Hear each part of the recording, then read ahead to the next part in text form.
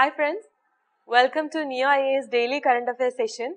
Today, the 10th of February 2019, we have a few topics for discussion. You can see here, the topics are Bedin 1, Periodic Table of Elements, Leprosy, Mahamastagabhishega, Wangshia's Water Harvesting Technology, then In-Body Gene Editing, Muktir Alo, and our daily sessions of MAP aided program and PQRS. So let's move to the topics one by one. So first is Bedin 1.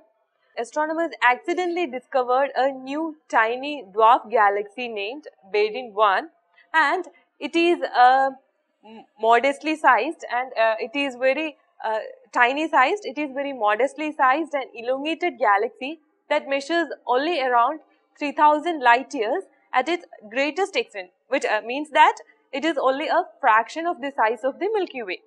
And it is located in the constellation named Pavo, and it is tiny, as I already said, it is tiny and incredibly faint, that astronomers classify it as a dwarf spheroidal galaxy.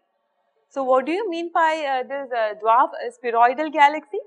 They are actually defined by their small size, then low luminosity, then lack of dust and old stellar populations.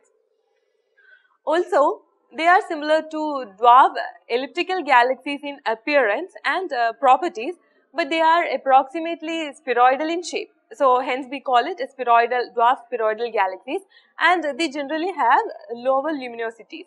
And our tiny Bedin 1, it is possibly the most isolated small dwarf galaxy which is discovered to date, and it is also one of the oldest galaxies known. It is deemed by the astronomers as a fossil from the early universe. So that's all about the topic Bedin 1. Then comes the periodic table of elements. The periodic table of elements, it has turned 150 years old in the year 2019. So what happens is that the United Nations General Assembly and the UNESCO, they have decided to celebrate the year 2019 as the International Year of Periodic Table of Chemical Elements. That is the IYPT 2019. Then the periodic table of elements, it is actually a table where the chemical elements, they are arranged according to their increasing atomic number, and they are divided into periods. And this periodic table, it was written by Dmitry Mendeleev in 1869. This periodic table is organized so that the scientists can quickly discern the properties of individual elements, such as their mass, the properties of elements such as mass, electron number, electron configuration, and their unique chemical properties. Also, the 7 rows of the table, they are known as the periods, and the columns, they are known as the groups, and they contain elements with similar chemical behavior. The groups contain elements with similar chemical behavior. So that's all about the periodic table of elements. And now comes the third topic of the day, that means leprosy. So leprosy is a disease, as you all will be knowing. It is in news because the number of recorded leprosy cases reported, it has risen. And this is happening at a time of a decade and a half after India has been declared leprosy free. India was declared leprosy free in 2005, and this is happening after a decade and a half after that. And thus it causes concerns. The World Health Organization, the WHO has set the goal of 0 children with leprosy. 0 children with leprosy and deformities by 2020, and less than 1 patient per million for other newly diagnosed patients. So that is the target of WHO. And in India, the states like Bihar, Chhattisgarh, Odisha, Jharkhand, UP, West Bengal and Maharashtra, they remain the hotspots from where maximum prevalence of this case occurs. So what are the reasons for this? As you can see here, the reasons could be high population. It is one of the reasons. Then not just high population density. High population density, then poor sanitation and inadequate access to nutrition. So these are among the main reasons for the increasing number of cases. And leprosy is actually, it is a chronic disease caused by a bacterium, a bacillus bacteria, and it is Mycobacterium leprae. The incubation period of the disease, it is on average 5 years, But in some cases, the symptoms may occur within 1 year, and it can also take up to 20 years. So as I said, the average is 5 years. The disease mainly affects the skin, not just the skin, but the peripheral nerves, the mucosal surfaces of the respiratory tract, and even the eyes. It is known to occur at all ages, ranging from early infancy to very old age. So there is a huge range for that. Then most people believe that it is incurable, but that's not true. It is curable with multi-drug therapy, and early treatment averts most disabilities. So now, regarding the transmission of the disease, of course it is a contagious disease, but the exact mechanism of transmission of leprosy, it is not known, but it is believed that the disease is transmitted via droplets from the nose and mouth during close contact with any untreated person. And contrary to popular beliefs, it is not highly contagious.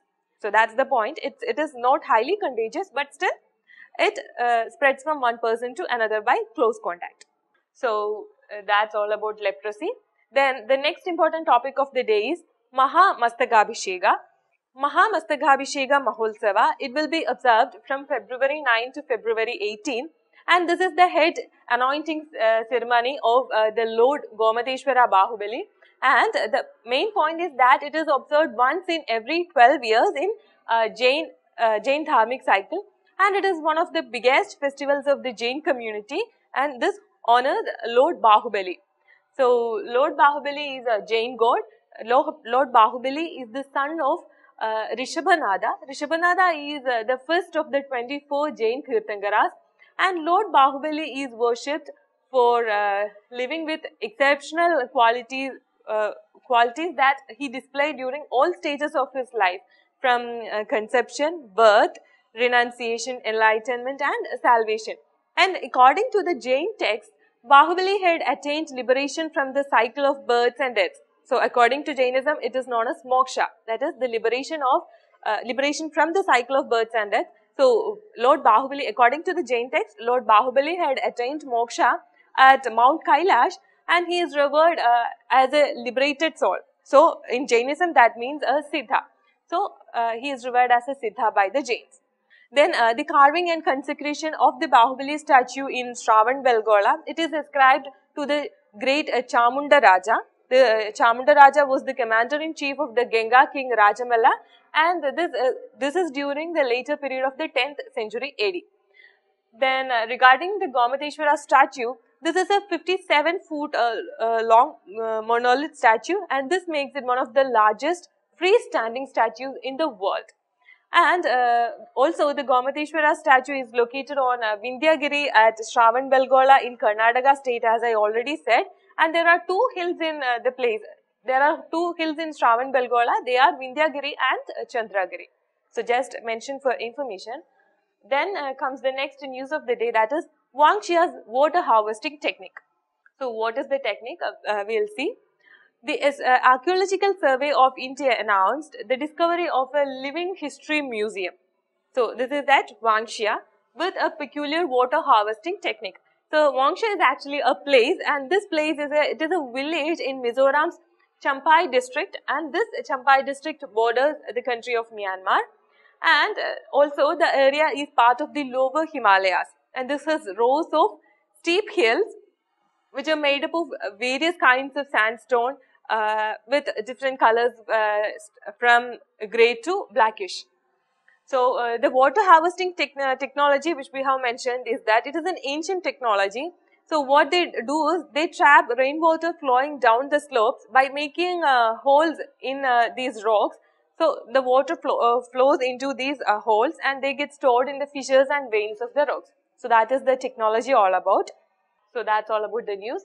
Then the next news of the day is in-body gene editing. So it came into news because the scientists performed the first gene editing inside the body by altering the DNA in adults to try in treating a disease.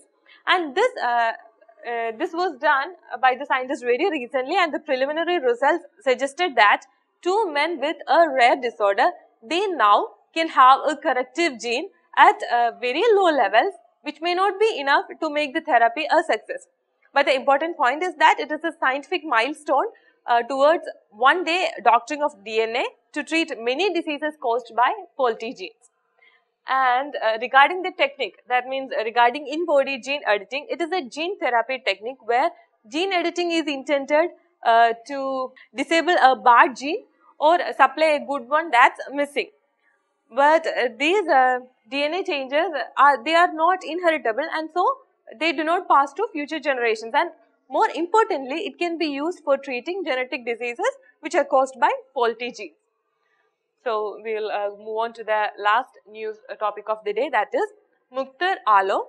It is actually a scheme. It is the scheme for rehabilitation of sex workers, which is announced by the West Bengal government. It was announced in 2016, and it involved rehabilitating these sex workers by training them in various ways, like such as hand block printing, cutting and tailoring, then spice grinding, then recycled tire product making, and even cafeteria management. So they will be trained in all these things. But the thing is that the scheme lies in limbo, as there was just 75 beneficiaries till now, and the budgetary allowances, they largely curtailed, and the training provided is outdated. So that's all about the news. Then we will move on to our next session, that means the MAP aided program. For that, we have Macedonia. Macedonia is officially the Republic of Macedonia, and it is a country in the Balkan Peninsula in Southeast Europe. It is one of the successor states of the former Yugoslavia, and from that it declared independence in 1991, and very recently, that means as of February 2019, and this is scheduled to be renamed as the North Macedonia. And we are discussing the topic of Macedonia now because it appeared in news.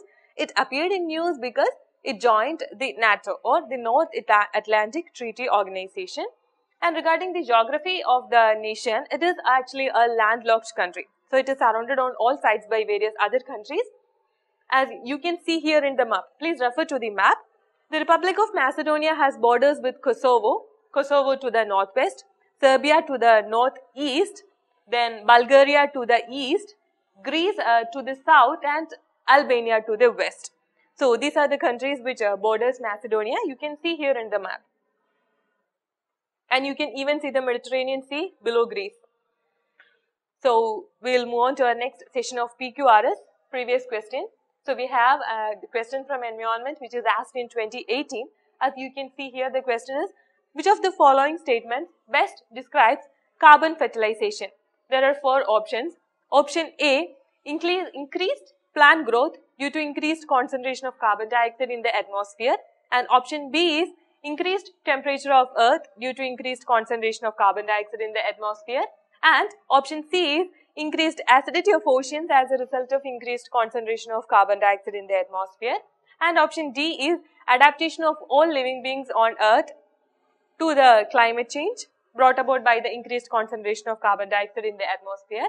And the answer to the question is option A, that means increased plant growth due to increased concentration of carbon dioxide in the atmosphere.